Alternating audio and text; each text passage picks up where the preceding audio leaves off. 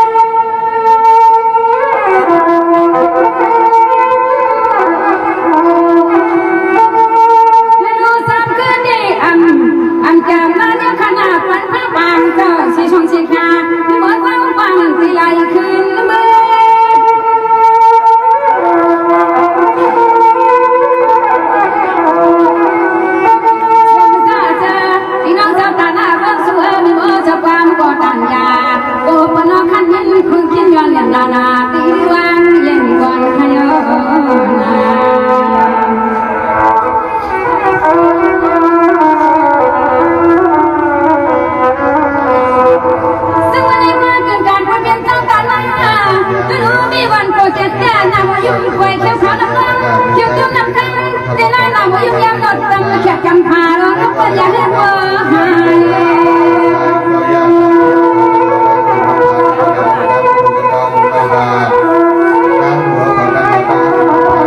ไม่ได้ไม่ต้องแรงสัวพ่อไข่พ่อป้าไม่ได้อยู่ชุบชูขึ้นมือก็มือไล่เน่ไล่ขึ้นไล่ไว้ป่านเน่มันเห็นตีมาตีกันมาอย่าไปให้มันหัววันหายอันเมื่อสุริยะลีมาต่อทุ่งกันนา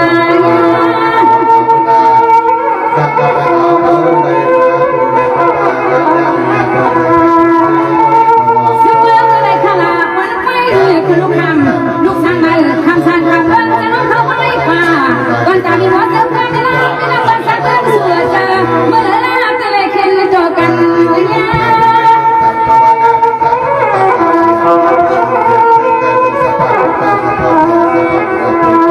ย้อนเจ้าข้าตอนนั้นเจ้าตาหน้าเขาที่ต้องเจ้าเบอร์มาสุวรรณมาก็เลยขึ้นว่าเธอที่ฉันลาเขาปากโคเลเมมันเห็นชัดเลยก็อ่ำที่ว่ามีเหตุนำไท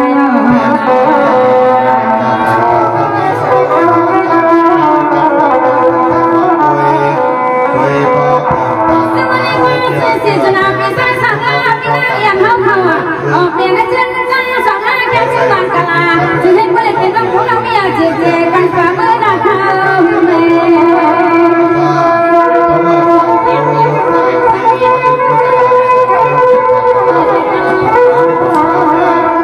ไม่ว่าตามคือเขาอยู่ใจสุดเดิมเฉลี่ยไม่ใจขับต้องคืองานหนึ่งดวงฟ้าเขาเลยรอดีสัญญาและสู้สุดบังใจพอได้มีให้เป็นชัดเจนตัวสุดจุบัน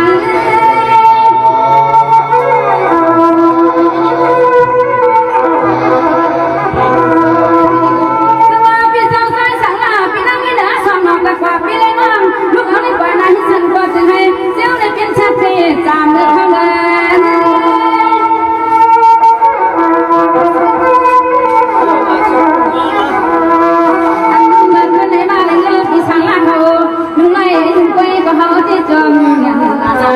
อยู่สตาห้องมันจะฟังที่มาที่เพิ่น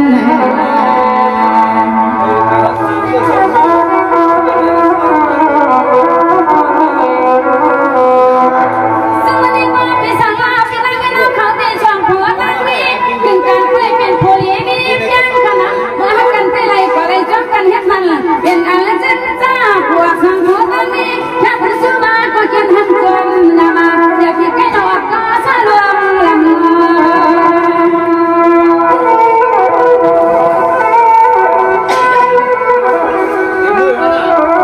ไม่ได้พี่สังลาสังสังจูให้เรานั่งเอียงมาแค่มาจุดยานี่มันจะฟังในไรไรหาจงตะละมานี่มันจะฟังทางตีทางน้ำใจร้องเขาเลยละดี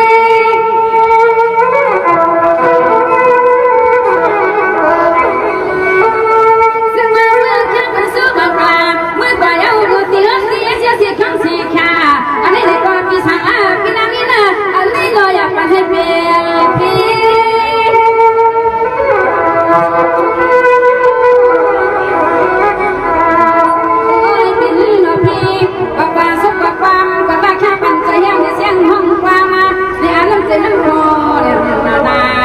เจ้าผู้เลี้ยมีเป็นมหักยังกันนาเจ้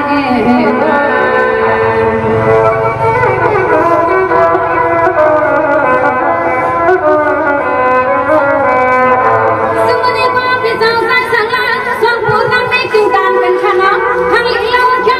สามคืนขาดที่ห้องเดิมอาการลายอยากไปให้มันส่วนชินชายอยากไปใกล้มัวกันนาโน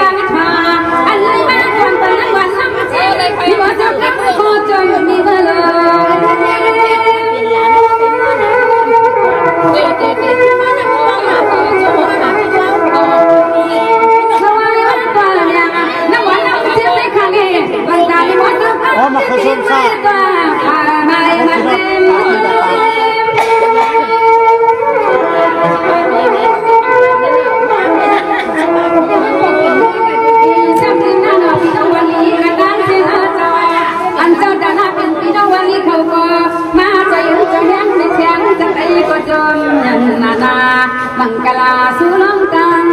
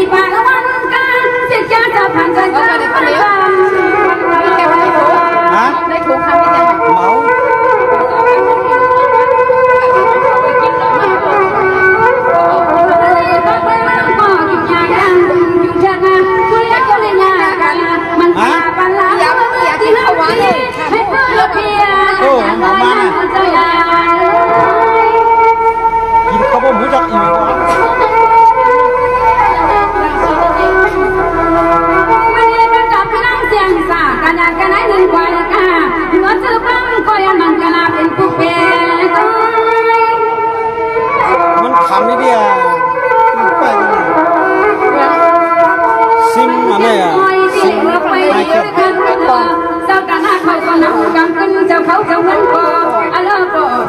เต็มที่ว่าวัดจ้องเจ้าชาดอมันจะทางการเชื่อมต่อขากัน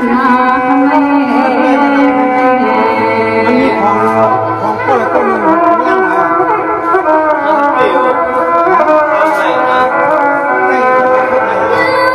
จำเลยทั้งปีนมาปีกน้องแก้มชื่อเขาเรียกว่าลูกยากันเลยชาเดี๋ยวหนูเมื่อกันเขาเมียเขาสอน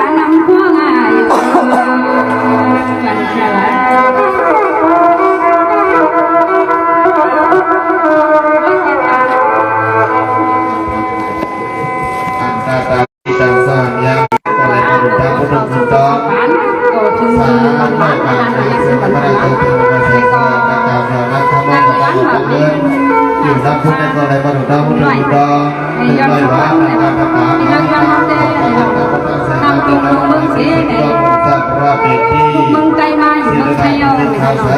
ก็อย่าสับผูสังจังนั้นสิแต่สังกีนาท่านเป็นดังเดียวในคนนั้นในไหนนะที่จะเรียกว่าพาเราไปนั่งฟังมือถือค่ะสักมาในกว่าผู้เพียงกันนี่คือยันกันพันหอกพันเดือนทำฟังสิลงผู้เราไม่ได้เป็นปีเดียวปัดป่าป่าเดียวจะเลยขัดดันกันรอ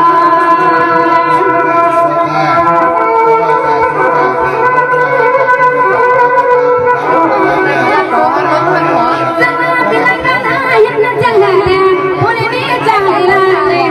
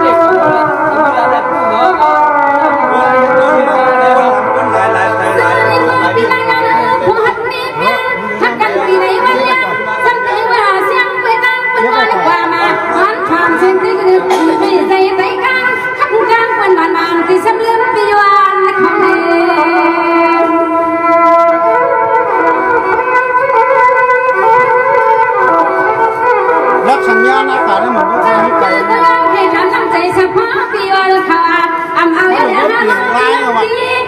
นปืนยิงเสียงพันลูกเรือนี่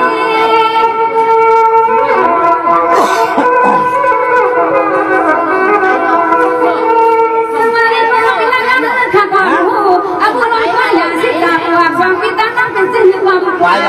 อะไรในตัวพิจารณาว่าอย่างเป็นให้แม่พี่ ไปก่อนอยู่สมัครก็เลยมือปัดช้าในกำเนิดเลย พอเลยเป็นเราพยายามได้ดอกที่นั่นว่าน้องผู้ชมการทำโซงาแค่วัดมาเรียนมาเรียกันนาจึงตีแค่กันย่อเป็นเส้นเดินมาหักกันทุ่งไทยเลยแข่งไปใจอาจารย์ก็เลยแค่ลืมเป็นเหตุนั่นละที่เป็น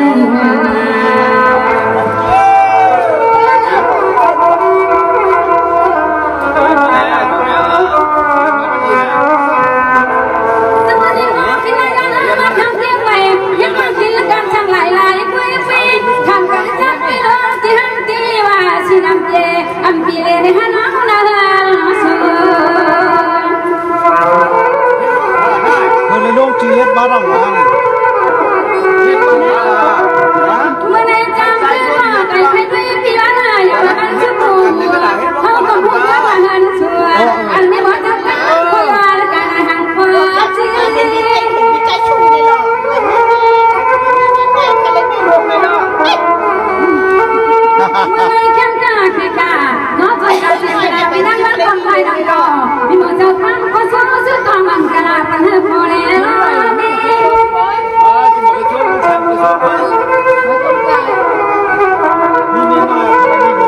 ยี่วันนั้นก็นอนก่อนผัวปีวันนั่นมันก็บอกกับพี่ขันนอนน้ำเขาก่อนกว่า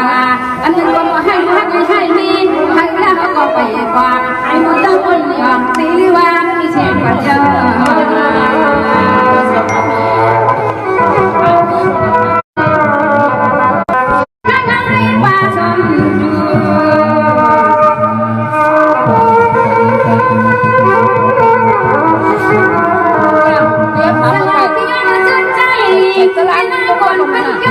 ใจเราเฮ็ดไปอ่ะเยอะเราฮะ